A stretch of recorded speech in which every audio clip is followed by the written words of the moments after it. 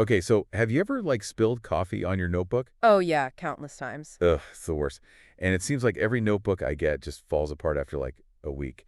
But get the I was reading this article, and it's got me thinking, like, the future of notebooks is totally changing. It's called revolutionizing paper. Revolutionizing paper, how new materials are shaping the future of notebooks. Yes, exactly. By Leo Shah, CEO of Lion Paper Products, and it's seriously cool. We're talking about notebooks made from, like, rocks and sugarcane. Yeah, the materials are fascinating. It seems like the industry is really evolving. Right. And, I am all about finding sustainable stuff, so I'm like super intrigued. Well, it is interesting because the demand for eco-friendly options is definitely a big driver for this. But also, traditional paper production, it's under a lot of scrutiny these days. Totally. I mean, all that deforestation and the energy it takes to make paper, it's rough. Plus, like I said, traditional paper notebooks, they're just not that durable. I'm so over flimsy pages and ink bleeding through. Yeah, those are definitely some big drawbacks. So in the article, they talked about this thing called stone paper, and I'm like, is this for real? It's supposed to be waterproof, tear-resistant, and, like, super smooth. It is pretty amazing stuff. Stone paper is a game changer, for sure. It's made from, crushed limestone. Hucks. Yeah, basically. With a little resin, so that's why it's so durable. You can seriously take notes in the rain, and they won't smudge a bit. Wow. Plus, way better for the planet. It uses way less water and energy than traditional paper. Okay, that's impressive, but I do have one very important question. Is it heavier? Oh, good question. Yeah, it is a bit heavier. Hmm.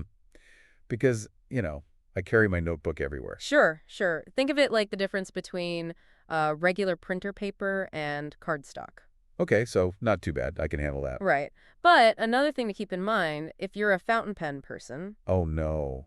What? stone paper and fountain pens don't really get along that well. Oh, that's a bummer. Yeah, but there are tons of high-end brands using stone paper to create some pretty cool notebooks, especially for like outdoor enthusiasts. Right.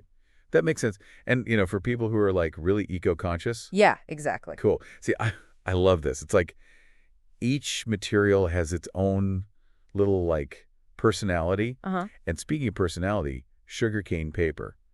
Turning sugarcane waste into paper. That's just brilliant. Super ingenious, right? Totally. So how does it actually perform, though? Is it, like, comparable to regular paper?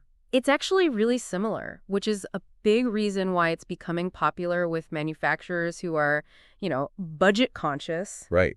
Does it feel different, though? Yeah, it's got like a slightly rougher texture, Mm. kind of like those high quality paper bags. Yeah, okay. It's sort of like that, but I think some people actually prefer that, a little more grip. Yeah, that's true. So who's using sugarcane paper right now? A lot of big retailers are starting to, particularly those that have that whole sustainability focus. Okay, cool. So we've got the, like, futuristic stone paper. We've got the versatile sugarcane paper. But let's not forget the OG recycled paper. I feel like it's been around forever. But is it truly as sustainable as everyone says it is? It is a cornerstone, for sustainability, for sure. I mean, when you think about it, they're taking old newspapers, cardboard, and transforming them into new paper. That's huge for keeping stuff out of landfills. Totally. And, it does use less water and energy compared to making paper from scratch. So, yeah, it's a genuinely eco-friendly option. Plus, it's really versatile if you want to create custom notebooks. Nice. That makes me feel a little better about all the notebooks I filled up over the years. But, I remember recycled paper being kind of rough and not as bright white. Is that still the case? I mean, it's definitely improved a lot over time, but it can still be a bit rougher, yeah. And not as bright white, true. Okay. But some brands are actually, using that as part of their whole aesthetic. It's like, Yeah. think of it like a pair of jeans. You have your, like, well-worn, comfy pair versus a brand new pair. Oh, I love that analogy. Yeah. Okay, so last but not least, we've got hemp paper. And I'm not going to lie, when I first heard about it, I was like, wait, what? It is kind of unexpected, right? Yeah, but from what I read, it's supposed to be crazy durable. Oh, it is. Way stronger and longer lasting than regular paper. Huh. Plus, hemp is like the ultimate renewable resource. You can harvest it multiple times a year, unlike trees, which can take decades to grow. Wow, yeah, that's true. Okay, so hemp paper, no more ripped pages or flimsy covers. Pretty much. I'm sold. But I'm guessing there's a catch. Well, yeah, the main one is the cost. Hemp paper is just more expensive to produce than conventional paper. Right. So you mostly see it being used by specialty brands for like art supplies or archival notebooks or like, really nice journals. But hopefully, as demand grows and production gets more efficient. Yeah, the price will come down. Exactly. I can dream. Okay, so we talked about all these awesome new materials, But what's making them so popular? Is it just that people want to be more eco-friendly? Sustainability is a huge part of it, for sure. But, it's not the only thing. What else? Government regulations are playing a big role too. Huh. Lots of countries are starting to have policies that focus on reducing waste and, encouraging sustainable practices. So it's like a perfect storm almost. Consumers want eco-friendly options, and governments are pushing for it too. Exactly. And then there's the whole technology angle too, like traditional writing and digital note-taking. Yeah. They're kind of starting to like blend together. Oh, interesting. Yeah, with these new hybrid notebooks, they can like sync with our devices. Whoa, wait, hold on. Hybrid notebooks, what are those?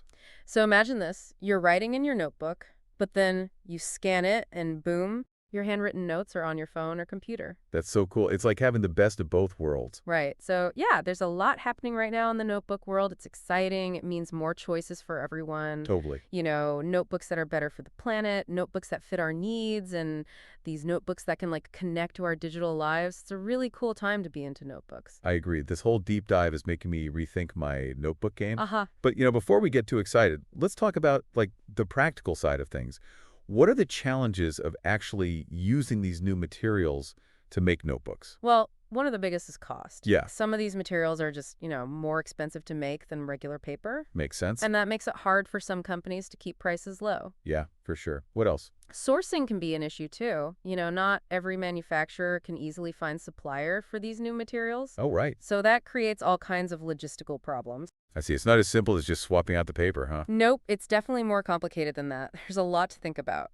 So for someone in the notebook business who's like, okay, I want to start using these cool new materials, what advice would you give them? Well, I'd say start small. Okay. Maybe do a limited edition run with one of the new materials and see what people think. Right. And finding a good manufacturer, someone with experience in eco-friendly production, that's super important too. Yeah. They can help with all the challenges and, make sure the quality is good. Makes sense. So it sounds like it's all about the right partners and, like, being strategic. Yeah, for sure. But even with the best materials and a good partner, it seems like marketing is a big deal, right? Huge. You've got to tell a compelling story about why these new materials are special. Yeah. Talk about like the environmental stuff, the durability, how it feels to write on them. Right.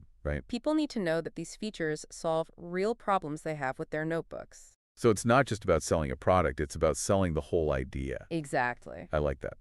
Well, I think we've covered a lot of ground in this first part of our deep dive into the notebook revolution. We talked about all the innovative materials, what's driving the change, and some of the, like, challenges and opportunities. So what's up next in part 2? In part 2, we'll go deeper into how these materials are being used to make specialty notebooks, like notebooks made for specific needs and lifestyles. Should be fun. Oh, I can't wait. I'm already, like, obsessed with this. It's so cool to see what's happening in the notebook world. Yeah, it's a good time to be a notebook fan, that's for sure. For real. I'm excited to hear more. Okay, so last time, we were totally geeking out over all the new notebook materials. Like, seriously, notebooks from rocks and sugarcane, it's mind-blowing. Right. So cool. But now I'm like, okay, how are people actually using this stuff? What kind of notebooks are they making? Yeah, let's get into the specifics. I'm particularly interested in notebooks for the outdoors, something that can handle a little adventure. Uh-huh. Because, seriously, who hasn't had a notebook get ruined in the rain? Or, like, totally crushed in a backpack? It's a sad but familiar story. But yeah, that's where stone paper really shines, because it's waterproof and tear-resistant. It's like the ultimate material for outdoor notebooks. So I could be, like, hiking in the Amazon rainforest, taking notes on all the crazy plants, and not even worry if it starts pouring. Exactly. No more soggy pages or smeared ink. And it's not just for writing, right? Nope. Think about sketching, like a beautiful landscape. Or if you're a scientist taking notes out in the field, stone paper can handle it all. That's amazing. So we're talking, like, super durable notebooks, almost indestructible, right? Pretty much. And some brands are taking it even further. Like they're adding all these cool features to their outdoor notebooks. Ooh, like what? Durable covers, weatherproof binding. Some even have like a compass attached or a ruler printed on the cover. Whoa. That's like the ultimate adventure notebook. Right. And even if you're not, climbing mountains or anything. Yeah. A stone paper notebook is still a good idea, especially if you tend to be a little clumsy. Spill stuff, drop Oh, things. that's me for sure. Stone paper can handle it. Nice. Okay, so we've got stone paper for durable notebooks. What about all those like fancy journals and art notebooks? I've heard that hemp paper is really popular for those. Yep, hemp paper is having a moment. It makes sense though. I mean, it's naturally soil durable and it has this lovely, slightly textured surface that artists really like. Yeah, I can imagine. And it's acid-free, right? Yeah, so your work won't yellow or fade over time. Perfect for preserving precious stuff like artwork or journal entries. That makes sense. There's something about like the feel of a notebook. It's such a tactile experience. Totally agree. Do you think these new materials can like replicate that? Oh, absolutely. Hemp paper especially, it's got this unique texture and it's really satisfying to write on. I need to try that. You should, and a lot of brands are, taking it to the next level. They're using high quality binding, beautiful covers. It's like they're creating works of art. Wow, so the notebooks themselves are like artistic creations? Yeah, kind of. And then of course people fill them with even more art. It's pretty cool. It is. Are most companies just sticking to one material, or are they getting creative and like mixing things up? Oh, they're definitely getting creative. I've seen notebooks that combine recycled paper with like these amazing sloth covers. Cool. Or they might use sugarcane paper for inserts so you get a cool texture contrast. Wow. So each notebook is unique, basically. Pretty much. It's awesome, right? It is. It seems like this is opening up so many possibilities for creativity. Yeah, for both the people making the notebooks and the people using them. Totally. But, I'm sure it's not all easy, right?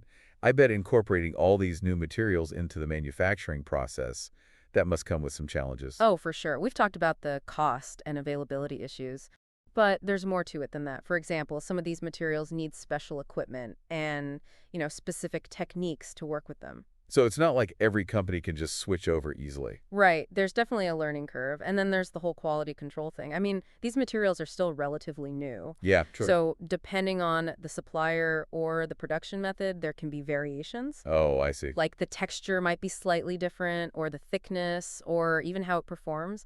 That can be tricky for companies, especially if they're trying to keep their products consistent. For sure. Okay, so you've got the manufacturing challenges.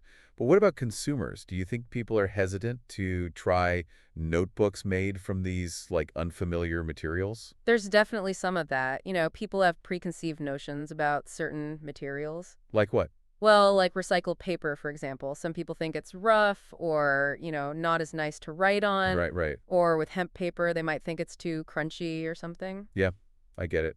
So overcoming those perceptions, that's a big part of it. Educating consumers about the benefits of these new materials, showing them how cool they really are. It's like you have to rebrand them almost. Show people that they're not just these like weird alternatives, that they're actually high quality and desirable. That's a great way to put it. It's about changing the story and showcasing what these materials can do. And that's where, good marketing and communication come in. Totally. Brands need to be telling those stories, right? Highlighting all the unique features and addressing those concerns that people have. Yeah, for sure. They've got to show that these aren't just gimmicks. They're actually solutions to real problems that people have with notebooks. Right. And I think more and more consumers are looking for that. Especially younger generations. Yeah, they want authenticity. Exactly. And they care about sustainability. Big time. So brands that can really tap into that, they have a real advantage. It seems like the notebook industry is like in this really cool phase right now. It's so dynamic and exciting. It totally is. It's not just about, making a basic notebook anymore. It's about all this innovation and sustainability and like connecting with people on a deeper level. I love that. Well, this conversation is making me really curious to see what happens next in the notebook world. What can we expect in part 3? Well, in part 3, we'll zoom out a little. We'll talk about the biggest implications of all this, like the environmental impact, the economic factors. Okay. We'll even touch on some of the potential societal shifts that all these innovations might bring about. Wow. Okay, I'm intrigued. This is going to be deep. It's going to be good. I'm looking forward to it. Okay, so we've spent the last 2 parts of this deep dive, like deep in the notebook world, all these innovations, these new materials. It's seriously cool. Yeah, it is. I'm still stuck on the idea of a notebook that can like survive a trip through the washing machine. Right. But, now I'm thinking about the bigger picture. What is this whole shift towards like sustainable, high-performance notebooks? What does that actually mean for the world? That's the big question, right? And I think it's safe to say this isn't just like a passing fad. Yeah. It's a revolution, I think. And it's going to have ripple effects everywhere. The environment, the economy, even the way we think about writing. Okay, so let's start with the environment. We've talked about how traditional paper production Not exactly the best for the planet. Yeah. So how much of a difference can these alternative materials actually make? The difference is huge, actually. Really? I mean, think about it. Traditional paper, it's all about deforestation, tons of water and energy usage, Yeah, yeah. lots of pollution. But these new materials, they don't need as many trees. They use way less water and energy. So it's not just about, like, doing less harm. It's about actually making things better. Exactly. It's about having a positive impact. I like that. Take hemp, for example. It doesn't need a lot of resources to grow compared to trees. Right, right. But it also, like, absorbs CO2 from the atmosphere. It helps the soil. And you don't need all those pesticides and herbicides. Wow, so hemp is like a superhero. Pretty much. So when you choose hemp paper, you're actually, helping to fight climate change. Okay, that's amazing. I never thought about it that way. So we've got the environmental benefits.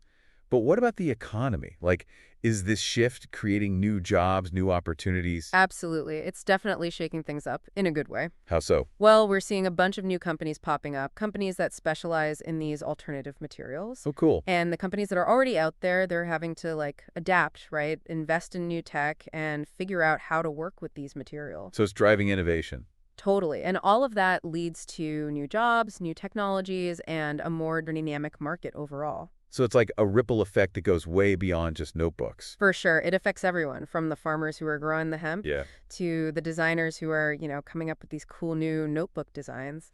that's awesome. Okay, so we've covered the environment and the economy.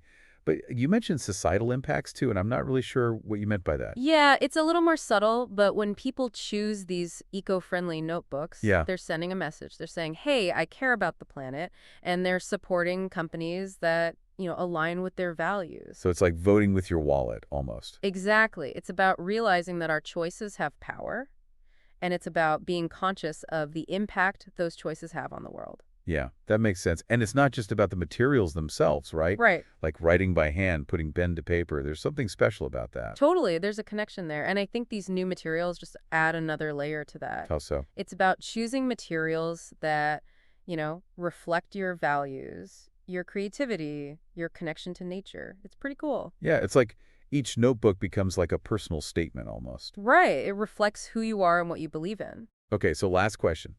What's next? What do you think the future holds for the notebook industry? Oh, man. I mean, technology is always changing, right? Yeah. So I think we're just going to see more and more innovation in the materials, in the way they're made. Like what? Give me some examples. Well, who knows? Maybe we'll see notebooks that, like, seamlessly work with our phones and computers, notebooks that you can erase and reuse over and over again. Oh, cool. Maybe even biodegradable notebooks. The possibilities are endless, really. Mind blown. But no matter what happens, I think the notebook, pen and paper, that'll always be a part of our lives. Totally agree. It's timeless. It's how we capture our thoughts, our ideas, our stories. Yeah. And as we've seen, the future of the notebook, it's about so much more than just writing. It's about sustainability. It's about creativity. And it's about, connecting with the world in a way that feels good. I love that. Well, this deep dive has been amazing. I feel like I have a whole new appreciation for notebooks. I'm glad to hear that. It's been fun talking about all this. Me too. So, to everyone listening out there, the next time you pick up a notebook, take a minute to really think about it. Yeah. Think about the materials, how it was made, and how your choice affects the planet. Exactly. And most importantly, don't be afraid to try something new. You never know. You might just discover your new favorite notebook. That's the best advice. Thanks for joining us on this deep dive into the world of notebooks. Until next time, keep exploring, keep learning, and keep those pens moving.